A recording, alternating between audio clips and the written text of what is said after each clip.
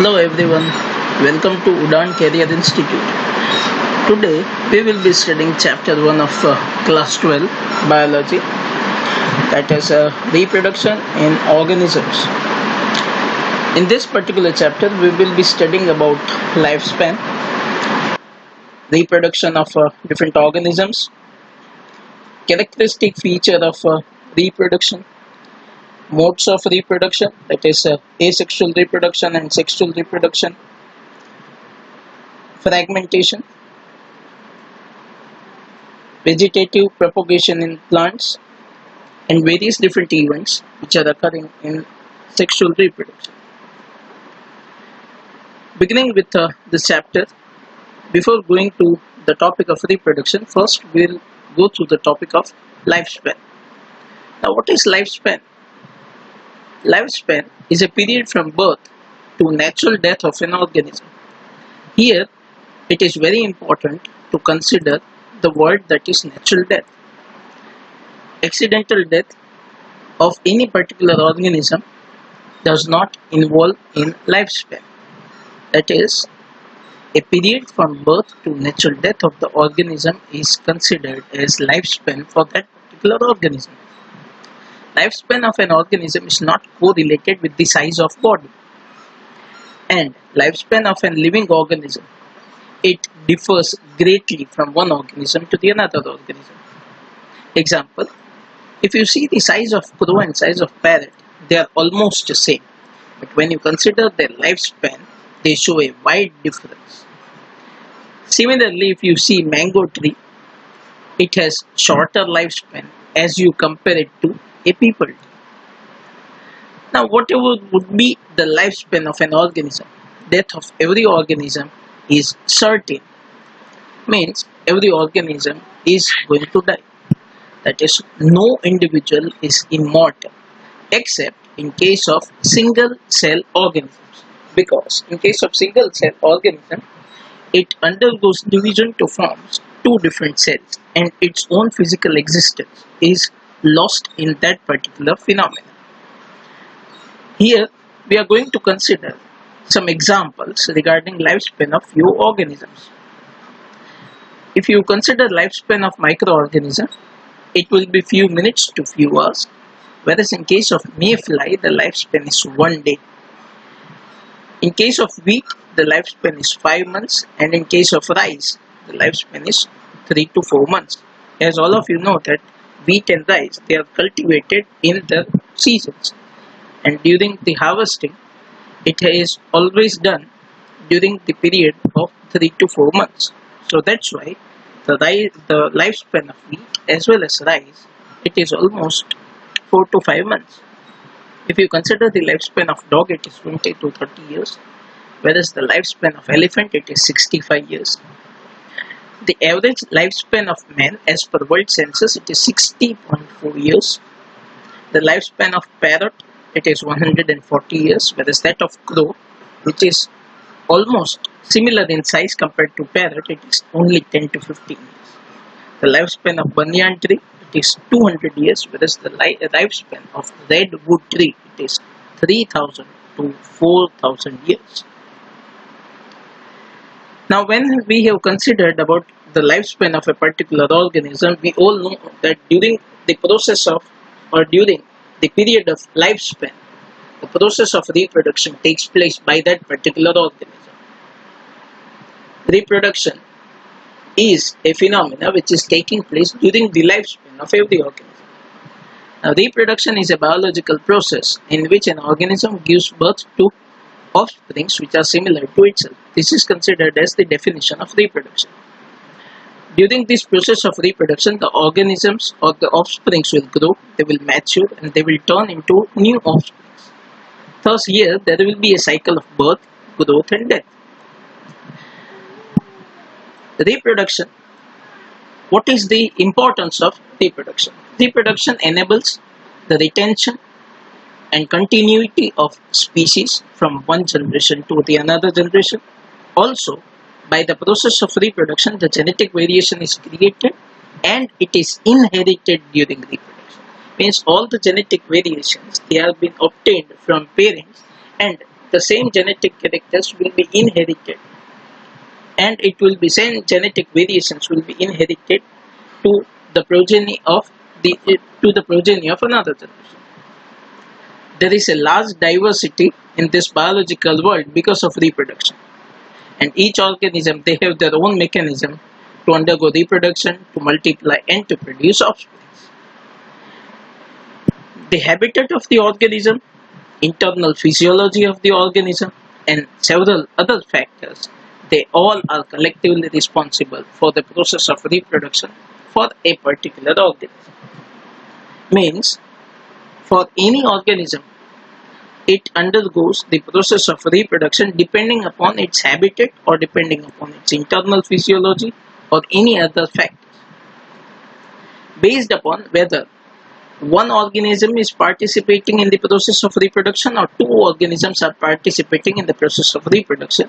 There are two types of reproduction. It is classified as follows. Reproduction is of two types: asexual reproduction and sexual reproduction. When offsprings are produced by single parent with or without involvement of gamete formation, the reproduction is known as asexual reproduction. When two parents of opposite sex they participate in the reproduction process and also involve fusion of male and female gametes, then this type of reproduction is known as sexual reproduction. Here, in above both the definitions, we can easily identify the difference between asexual reproduction and sexual reproduction. We can see that in case of asexual reproduction, only one parent is participating in the process, whereas in case of sexual reproduction, two parents of opposite sex they are participating in the process of reproduction. Whereas in case of asexual reproduction, there is no involvement of fusion of gametes, whereas in case of sexual reproduction, formation and fusion of male and female gametes are taking place. Now, taking into consideration detailed aspect about asexual reproduction, a single parent will produce offsprings and the offsprings will be exactly similar to their parents, or we can say they are exact copies of their parent, because as the offsprings are produced from the single parent, there won't be any kind of genetic variations. As a result, these offsprings will be genetically and morphologically similar to the parents, and that's why they are referred to as clones. This is one important definition with respect to the examination. What do you mean by clones, or define clones? Clones are offsprings which are genetically and morphologically similar. They are referred to as clones. What are the characteristics of asexual reproduction? The basic characteristics of asexual reproduction is, here single parent is involved in the process of reproduction and no fusion of gamete is taking place in case of asexual reproduction. Only mitosis is taking place in case of asexual reproduction. No meiosis is taking place in asexual reproduction. There will be rapid multiplication and large number of offsprings are produced, and the offsprings which are produced are genetically and morphologically similar. They are known as clones, which we have studied earlier. A large number of offsprings are produced due to rapid multiplication which is taking place. These all are the characteristics of asexual reproduction. Now, once we have known the fundamental behind asexual reproduction, now we will go in much detail about different modes of asexual reproduction. Now, starting with modes of asexual reproduction, the first mode of asexual reproduction is cell division. Now, in case of smaller organisms such as protists and monads, the parent cell divides by mitosis into two individuals. Now, this particular process is just a cell division, where the cell division itself, it is a mode of asexual reproduction. It is shown by protists and by monads. The second mode of asexual reproduction is binary fission. Binary fission means a cell divides into two. That's why it is known as binary fission. Here, the parent body, it divides into two equal halves, and each half it grows into an individual or an adult. This is mainly shown in case of amoeba and in case of paramecium. If you see the diagram which has been displayed here, we can see that there is a parent cell in which in the initial stage the nucleus will divide, and after the division of the nucleus you can see a small cytoplasmic strand has been formed which makes separation of two different cells, and later on both the cells are being separated. As a result, we can see from the diagram that one cell has divided into two daughter cells, where both the daughter cells will be resembling to the parent cell. This is an example of binary fission which is mainly shown by amoeba and paramecia. This is also considered as a mode of asexual reproduction where a parent cell has been divided into two cells. Coming to the another mode of asexual reproduction, that is known as budding. Now basically, what is a bud? Now bud is basically considered as a small projection or a small outgrowth. It is also a mode of asexual reproduction. Here, one or more unequal and small projections known as buds, they are being produced. Now these are small projections which are arising from the parent body. Now initially when the bud is formed, it is very small and it is attached to the parent cell for nutrition. Later, when it gets matured and when it is independent of its own survival, it gets separated from the parent and it develops into a new individual. This is how from one particular organism or parent an offspring has been formed. Now budding also, it is of two types depending upon the site of formation of bud. The first type is external budding, which is being shown by Hydra and yeast. In Hydra, a bud develops as an outgrowth. This is mainly because of repeated cell division taking place at one particular site or one specific site. These buds, they develop into tiny individuals which, when fully mature, they detach themselves from the parent body and they live as independent individuals. These buds, they are initially attached, that is for the purpose of nutrition. When they are capable enough and when they get mature, they become independent, they get detached from the parents. The same process, it occurs in case of yeast, where nucleus divides by the process of budding into a new bud and which gets detached from the parent yeast. Both Hydra as well as yeast, we can see from the above explanation that the bud, it develops outside the body of the parent cell, and that's why both of these examples, they belong to external budding. Here, by looking at the diagram, we can easily see that initially Hydra forms a very small bud which later grows into entirely a new individual and later it gets separated from the parent cell.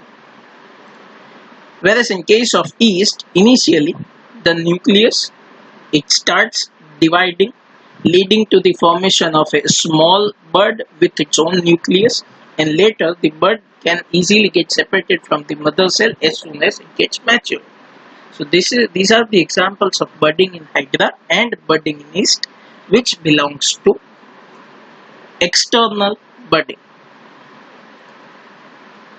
Now in budding, the second type is known as internal budding. So in external budding, bud was developing outside the body of the parent, whereas in this type, bud is forming inside the body of the parent. Internal budding, it is also considered under the class of gemule formation. Gemule is one important example of internal budding. Here, there will be a mass of cell known as arachiocytes, which are enclosed in an envelope and they are rich in food. It germinates into a new plant known as gemule. So, mass of cells known as arachiocyte germinating or developing into a new plant, that is known as gemule. Gemule formation, it is normally seen in freshwater sponges, example is Spongilla, as well as it is seen in few marine sponges known as cycle. Each gemule will be having group of cells known as arachiocytes, and these arachiocytes will be having a protective cover around it, which is mainly consisting of spicules. During adverse environmental condition, these mass of cells, they come out through a micropyle, that is minute pore, and finally they will grow into an entire colony. So this is an example of internal budding where the arachiocytes were developing inside an envelope. Coming to the fourth mode of asexual reproduction, that is known as sporulation. Now in sporulation, it is mainly shown by amoeba. In unfavorable condition, amoeba will withdraw its pseudopodia and it will become round in shape. Pseudopodia are basically protrusions which are present on the surface of amoeboid cell. So these pseudopodia are withdrawn in unfavorable conditions and amoeba will become round in shape. After that, it will secrete a 3-layered hard covering, also known as cyst. And this process is known as encystation, that is for protection. So in unfavorable condition, a 3-layered hard covering is being secreted by amoeba or cyst is secreted by amoeba. When the favorable condition reappears, the encysted amoeba, it starts dividing by multiple fission and will produce many minute amoeba, also known as pseudopodiospores. So many pseudopodiospores will be produced. Finally, the cyst will burst or it will break and all these pseudopodiospores, they are liberated. This phenomena is known as sporulation. So basically one amoeba, it led to formation of many minute amoeba known as pseudopodiospores which have been liberated out of the cyst. So this is another example, or this is another mode of asexual reproduction. This is mainly shown by amoeba, protista, as well as fungi. Coming to the fifth and the last mode of asexual reproduction, it is known as fragmentation. It is a mode of asexual reproduction in which parent body, it will break into different pieces and each piece has a capability to regenerate into an entire organism. So one piece will synthesize the remaining part of the body and a new individual is being formed.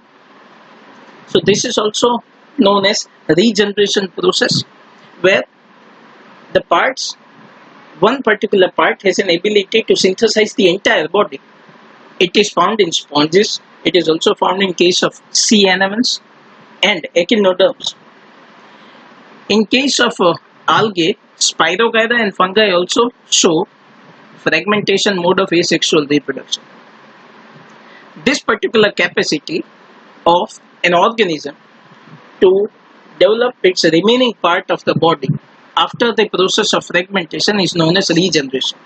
Fragmentation is also observed in case of planaria, hydra, starfish. Here in the diagram we can see fragmentation of planaria where body has been broken down into 3 pieces or 3 fragments and each fragment has an ability to develop a new organism. Entirely a new organism has been developed from a minute or a single piece or a single fragment.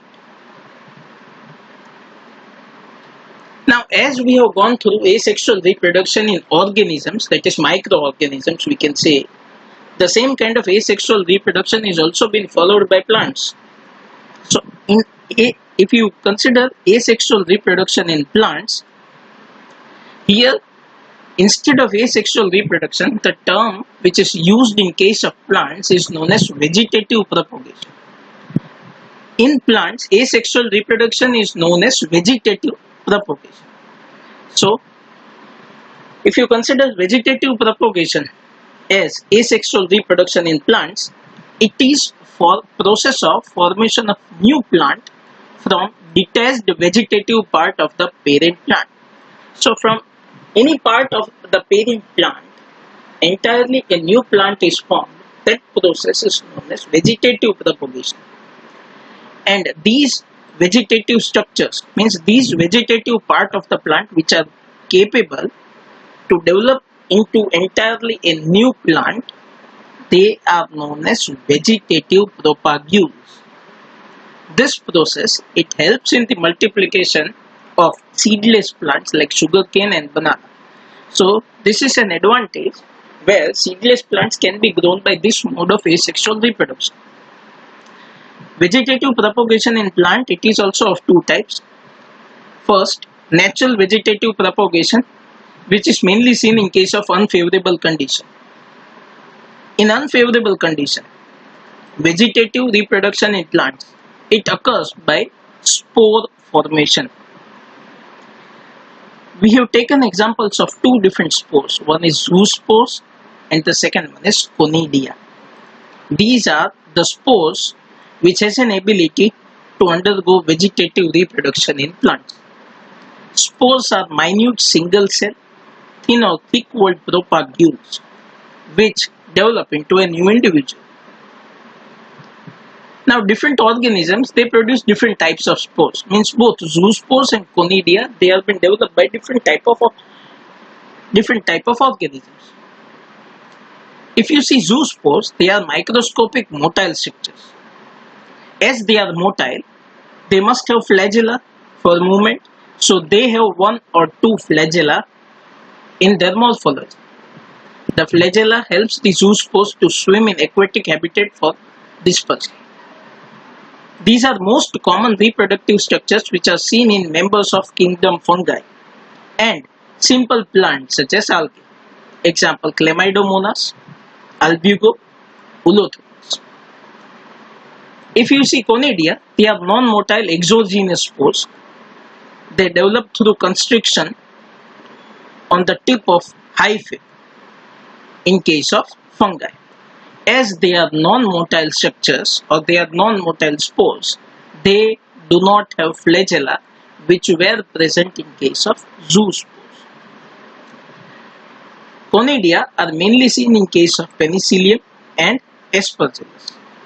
Hyphae are basically branching filaments which make mycelium of the fungus. So conidia are developed through constriction of these hyphae in case of fungi.